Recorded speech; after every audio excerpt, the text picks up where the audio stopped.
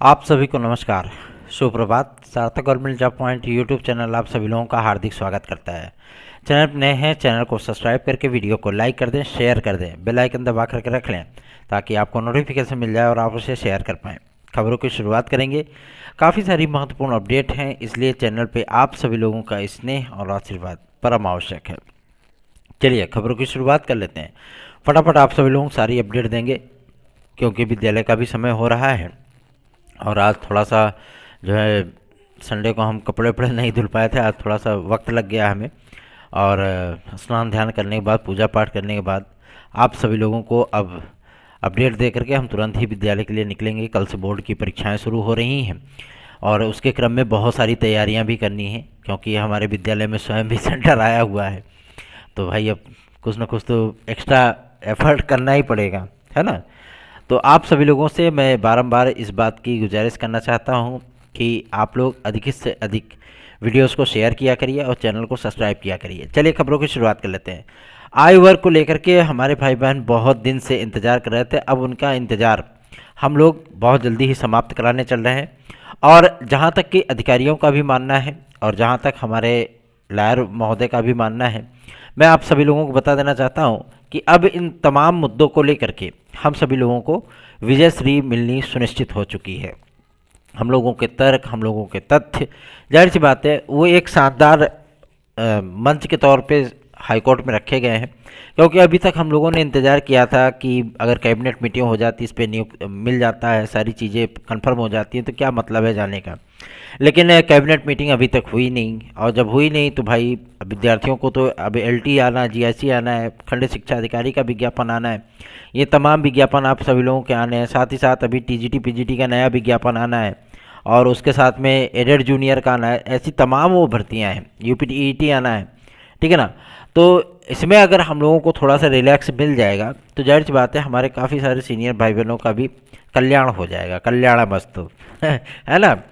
तो इसलिए हम लोगों ने प्रयास शुरू किया है, तो अब इसका शानदार एफर्ट्स भी सामने आ रहा है और कानूनी लड़ाई लड़नी हो या फिर हम लोगों को प्रशासनिक स्तर पे प्रयास करने की आवश्यकता हो, ये तमाम वो कार्य हैं जो आप सभी भाई बहनों के लिए किए जा रहे हैं और ये आपके छोटे भाई की तरफ से आप सभी लोगों के लिए एक तुच्छ सा प्रयास है, ठीक है ना।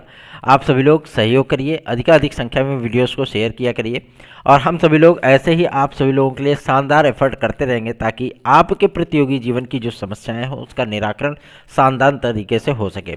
चलिए आगे बढ़ते हैं और बात करेंगे आपके आयु वर्ग को ही लेकर के। आयु वर्ग में बहुत से ऐसे भी विद्यार्थी हैं जो अभी लेटेस्ट में भी ओवर एज हुए हैं, ठीक है ना।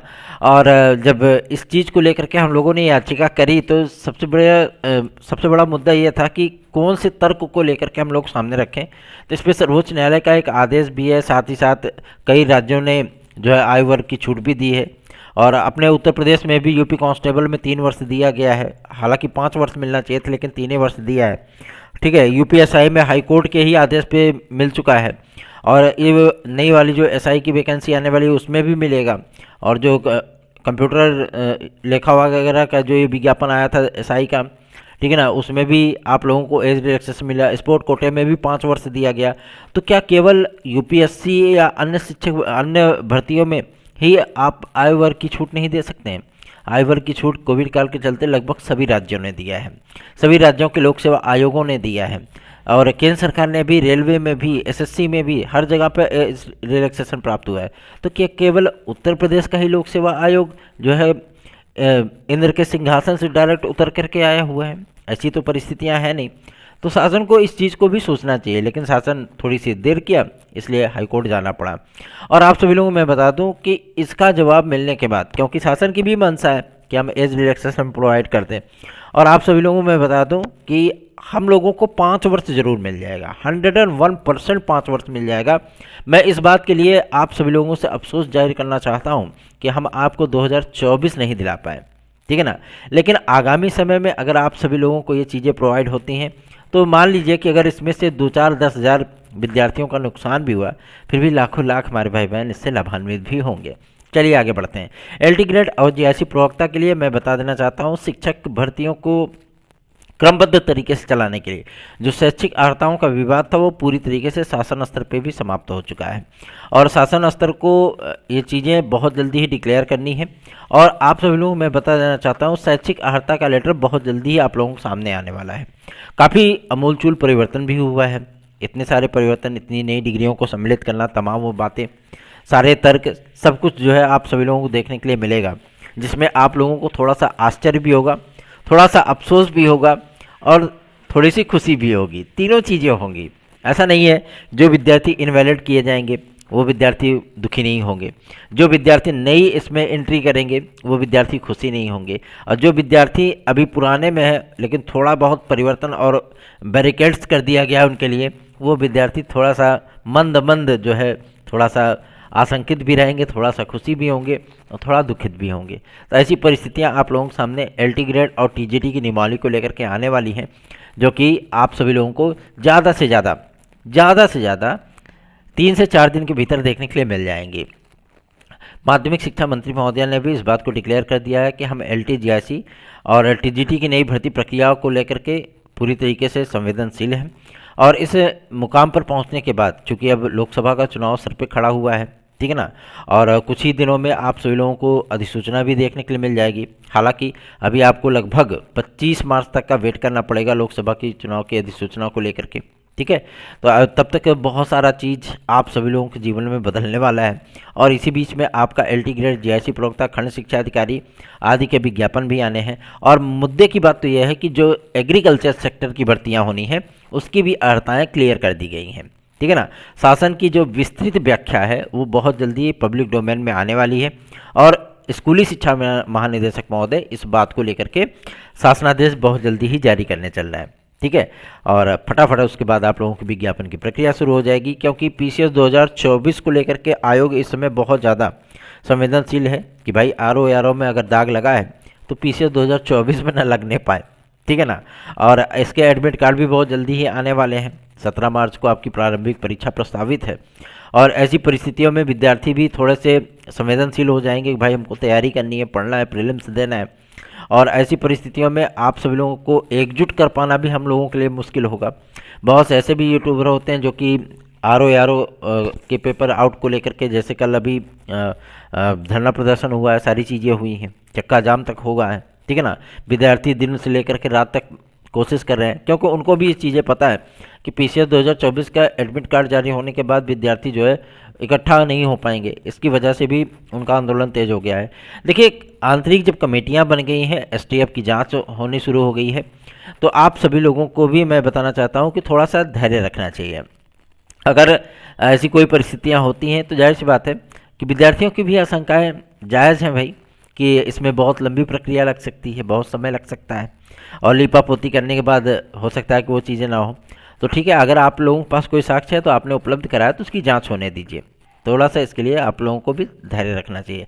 अभी ये बवाल समाप्त नहीं हुआ था कि यूपी कांस्टेबल का जो है भूत बोतल से बाहर निकला है जिन, है ना, और लगातार एसटीएफ और पुलिस जो है गिरफ्तारियां कर रही है, ये कर रही है, वो कर रही है। ठीक है, जांच पड़ताल होने दीजिए, उसके बाद जब शासन लास्ट डिसीजन पे पहुंचेगा फिर देखा जाएगा जो चीज़ें होंगी, ठीक है ना। क्योंकि इस सिस्टम में विद्यार्थियों का विश्वास और भरोसा कायम रहना ये बहुत आवश्यक है, किसी भी परीक्षा नियामक संस्थाओं के लिए, किसी भी शासन अथवा प्रशासन के लिए, ठीक है ना। ये बहुत ज़रूरी है कि विद्यार्थियों का विश्वास सिस्टम में बना रहे। क्यों? क्योंकि वो मेहनत करके, भाई जुगाड़ से नौकरी पाने वालों की संख्या बहुत बढ़ती जा रही है। विद्यार्थी जो मेहनत करते हैं दिन बाई रात, है ना, और वो बेचारे परेशान रहते हैं, 8-8, 10-10 घंटे, 12-12 घंटे तक कुर्सियों पे चिपके रहते हैं और सारा कुछ वो भूल जाते हैं। सिर्फ और सिर्फ किताबें, सिर्फ और सिर्फ मैगजीन, सिर्फ और सिर्फ जो है यूट्यूब पे लाइव क्लासेस, ये सारी चीज़ें ही उनके लाइफ में चलती रहती हैं। तो अगर ऐसी परिस्थितियां हैं तो जाहिर सी बात है शासन को भी इस पर सोचना चाहिए कि परीक्षाओं की पारदर्शिता और परीक्षाओं में भ्रष्टाचार ना होने पाए, विद्यार्थी जो मेहनत करे वही नौकरी पाए।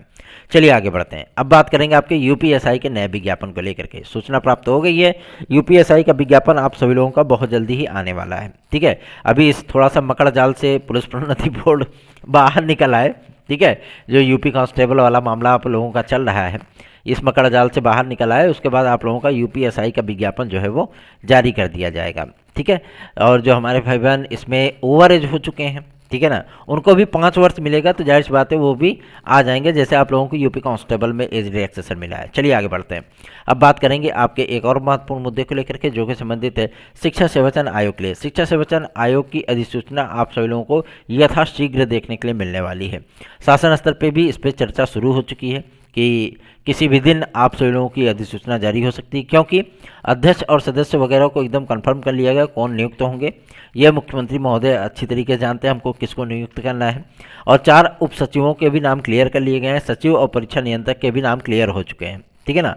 अब इनकी नियुक्ति की अधिसूचना बहुत जल्दी ही आप लोगों के सामने आने वाली है। फिर आपके परीक्षाओं की जो बहार होगी, जो मतलब आपकी भर्तियों के बंद दरवाजे हैं वो ओपन हो जाएंगे, खुल जाएंगे। क्यों? क्योंकि भैया 80/80 का टारगेट, इतना ग्रेटेस्ट स्कोर, जाहिर सी बात है किसी भी सत्तारूढ़ पार्टी हो चाहे विपक्ष हो, सबके लिए मुश्किलें होती हैं। और जब ये मुद्दे जाहिर सी बात है विपक्ष उठाने लगे तो सत्तारूढ़ पार्टी भी इस बात को अवश्य ही सोचने लगती है, क्योंकि विधानसभा में भी लगातार विपक्षी विधायकों ने इस मुद्दे को उठाया है। हम लोगों ने जब ज्ञापन दिया था किस मुद्दे पर पूछिए क्या चीज़ें हो रही हैं, तो जानकारी मिल गई थी कि फरवरी में ही आप लोगों का शिक्षा सेवा चयन आयोग पूरी तरीके से जो है वो पब्लिक डोमेन में ला दिया जाएगा, मतलब आप लोगों को देखने के लिए मिल जाएगा। तो आप लोग चिंतित बिल्कुल ना होइए, हम लोगों का प्रयास कभी भी निष्फल नहीं होगा, क्योंकि प्रयास कभी निष्फल हो ही नहीं सकता, ठीक है ना। चलिए आगे बढ़ते हैं। अब बात करेंगे आपके एक और महत्वपूर्ण मुद्दे को लेकर के, जो कि संबंधित है टीजीटी पीजीटी 2022 में पद की बढ़ोतरी को लेकर के।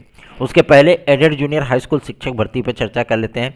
याचिकाओं के खारिज होने के बाद विद्यार्थी अब शिक्षा निदेशालय पर घेराव कर रहे हैं, प्रदर्शन कर रहे हैं कि यथाशीघ्र जो है प्रक्रिया को स्टार्ट किया जाए। और सूचना ये भी प्राप्त हुई है कि मैं आप सभी लोगों को बता दूं, शासन को इसके संबंध में जो है निर्देश प्राप्त करने के लिए पत्र भेजा जा चुका है। शासन से निर्देश प्राप्त होने के उपरांत आप लोगों की एडेड जूनियर हाई स्कूल शिक्षक भर्ती को स्टार्ट कर दिया जाएगा, ठीक है ना। बहुत जल्दी आप लोगों को ये प्रक्रिया भी देखने के लिए मिल सकती है, क्योंकि इसमें शासन के अधिकारी भी खुद ही मकड़ जाल में फंसे हुए हैं, ठीक है ना। कहते नहीं कि ऐसा मकड़ जाल है कि जिसमें घुसना तो आसान है लेकिन निकलना मुश्किल है, ठीक है ना। तो ऐसी परिस्थितियों से आप सभी लोग भी थोड़ा सा धैर्य रखिए। हम लोग भी प्रयास कर रहे हैं, चाहे वो एडेड जूनियर के लिए हो, चाहे वो आपके प्राथमिक शिक्षक भर्ती के लिए हो, चाहे बीएड इन पीआरटी को लेकर के हो, क्योंकि आज से हम लोग महाअभियान चला रहे हैं बीएड इन पीआरटी को लेकर के। और लगातार उत्तर प्रदेश के समस्त 80 सांसदों को हम लोग ज्ञापन प्रस्तुत करेंगे, और लोकसभा के भी और राज्यसभा के भी, ठीक है ना। और आप सभी लोगों से यही गुजारिश करना चाहूँगा कि आप लोग अधिकाधिक चैनल को सपोर्ट करिए, ताकि हमारा और हमारी टीम के सदस्यों का भी उत्साह बढ़ सके। कल हमने जो है मतलब एक वीडियो भी सेंड की थी, जो भाई हमारे जाने पहचाने खास व्यक्ति हैं। ऐसा नहीं होता है कि कोई भी कार्य आप सभी लोगों के बिना सपोर्ट के हो सकता है। अगर हम किसी चीज़ के लिए किसी से रिक्वेस्ट कर रहे हैं और वो अपना अमूल्य समय हमारे लिए निकाल रहा है, ठीक है ना, तो आप सभी लोगों को भी थोड़ा सा संवेदनशील होना होगा। ये चीज़ दीपू भाई अच्छी तरीके से जानते हैं कि कल मैंने उनको क्या प्रेषित किया था। वैसे भी वो हमारी बातें सुनते नहीं हैं, हमारे भ्राताश्री, है ना, क्योंकि वो भी बहुत व्यस्त पर्सन है भाई, नेता आदमी है तो दिक्कतों का सामना उनको भी करना पड़ता है भाई, उनकी भी व्यस्तताएँ हैं, उनके भी कार्य हैं और सारी चीज़ें हैं। लेकिन अगर उन्होंने हमारी बातें सुनी कि विद्यार्थियों की ये समस्याएं हैं, भैया थोड़ा सा इस पर ध्यान दीजिए और मिल करके जो है मतलब कोशिश करिए कि विज्ञापन आदि जल्दी से जल्दी आ जाए। अगर आप सभी लोगों के लिए समय निकाल करके वो गए तो जाहिर सी बात है, और इन तमाम चीज़ों को लेकर के आप सभी लोगों को भी संवेदनशील होना होगा। नई शिक्षा नीति आप सभी लोगों की 1 अप्रैल से लागू होने चल रही है विद्यालयों में, ठीक है। और सबसे बड़ी चीज़ ये है कि इसमें सब्जेक्ट का जो कम्बिनेशन है, साथ ही साथ आप सभी लोगों के जो ये कला वर्ग है, वाणिज्य वर्ग है, साइंस वर्ग है, ठीक है ना, ये सारे के सारे आपके समाप्त हो जाएंगे, ठीक। और इंटरमीडिएट में भी आप सभी लोगों को 5 की जगह 6 विषय देखने के लिए मिलेंगे, ठीक है।